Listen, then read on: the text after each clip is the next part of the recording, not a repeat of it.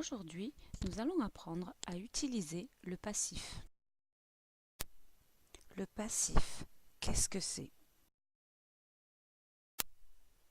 On utilise la forme passive ou voix passive quand le sujet de la phrase ne fait pas l'action décrite par le verbe.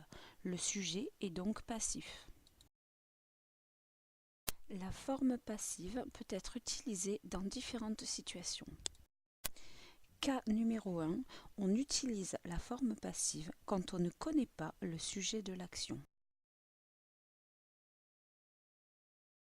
Cas numéro 2, on peut aussi utiliser le passif pour mettre l'accent sur l'action ou l'objet de l'action. Cas numéro 3, on choisira le passif en anglais pour traduire une phrase qui commence par « on » en français. À présent, voyons comment construire une phrase à la forme passive. Pour construire une phrase à la voix passive, il faut utiliser l'auxiliaire be conjugué au présent ou au passé, suivi du verbe au participe passé. Petit rappel sur la construction du participe passé. Pour les verbes réguliers, on utilise la base verbale suivie de ed.